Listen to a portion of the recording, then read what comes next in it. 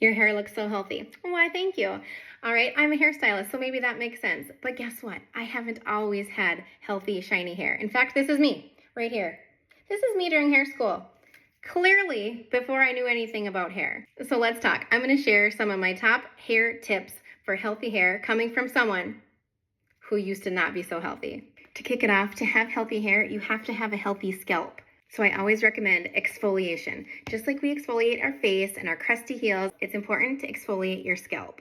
We do this to remove the dead skin cells. We do this to help rebalance the pH levels of your scalp. It's going to stimulate blood flow. It's going to remove buildup from products over time, and it's going to help you control oil. Your shampoo matters, okay? Get a good, clean shampoo. And when I say that, I mean no paraffins, no silicones, no thickening agents, all right? You don't need your shampoo to thicken your hair. You need your shampoo to clean your hair and your scalp. Get a shampoo that is going to leave no residue behind. If you are leaving residue on your scalp and residue in your hair follicles, it's going to cause buildup, which is going to lead to breakage and thinning hair. Brush your hair properly. Use a detangling brush, not just any brush, especially when your hair is wet. When I say to brush properly, we don't start at the top and just go down. Start at the bottom, get your ends detangled first, then slowly work your way up the head.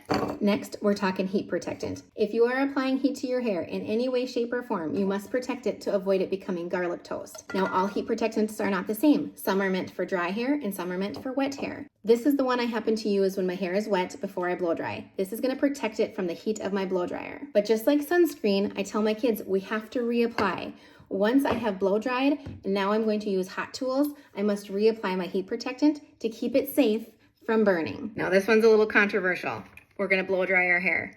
I know you might think that it is better to air dry your hair, but science has actually proven that that's not true. So let's break it down real quick. When you think about your hair, think of it almost like a tree, right? When your hair is wet, all your branches split out. All of those hair follicles are open. As long as your hair is wet, moisture gets underneath those hair follicles and is keeping those follicles open.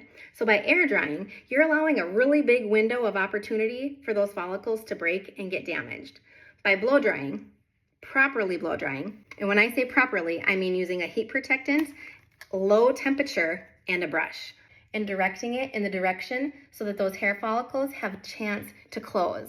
So you are getting the moisture out of those branches, you're drying your hair, and you're closing those follicles, creating healthier, shinier hair, opposed to air drying it, which is gonna cause frizz and breakage. Another hot topic, wash your hair less. I know some of you don't want to hear that, but it's true. Hot water is hard on your hair. A lot of shampoos are really hard on your hair. And then restyling your hair every single day is hard on your hair. Now, Linda, if you go to hot yoga and sweat your tatas off, go ahead and wash your hair. But if you are just washing your hair every day to wash your hair every day, stop that. Instead, try a good dry shampoo, an all-natural dry shampoo, even better, and use it on your clean hair, and that is going to provide a protective barrier. So when your scalp does secrete a little bit of oil, your hair is protected, and the dry shampoo is absorbing that oil before the shaft of your hair is. Now, it's not only the products that matter, it's also the materials you use on your hair too. The first thing I highly recommend is that you use a microfiber towel or a microfiber hair turban instead of your regular old bath towel. Your regular old bath towel has lots of like hooks. Like if you think about if you look at it really up close, your hair, when it's wet, those are gonna get tangled in there and it's gonna rough up those cuticles more than we need them to. Another thing would be a satin pillowcase. Friction is hard on your hair, so if you can have a slippery pillowcase, that's going to be much more gentle on your hair than a standard old cotton pillow is going to be.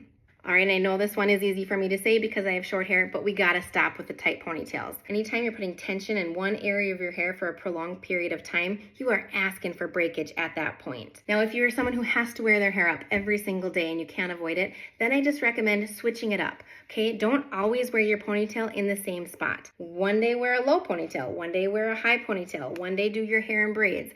Switch up the style so that your hair isn't constantly getting tension in one spot. And a wet ponytail? Absolutely not. When your hair is wet, it's extra elastic and it's extra fragile. So please avoid ponies or buns with wet hair.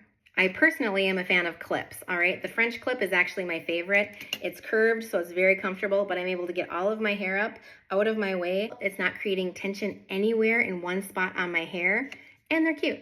And then the last tip, and it's not going to come as a shock to you as I am a hairstylist, but just to get regular haircuts. All right, you don't have to do anything crazy, and I'm not even going to tell you that you have to get a haircut every 6 weeks. But if you are starting to notice little split ends, go get a little micro trim. Get those cut off, because broken hair, split end hair, is only going to lead to more broken and split ended hair. All right, split ends travel. It's like a chunk of wood. Once it has a split in it, it's going to keep splitting all the way up until it is cut off.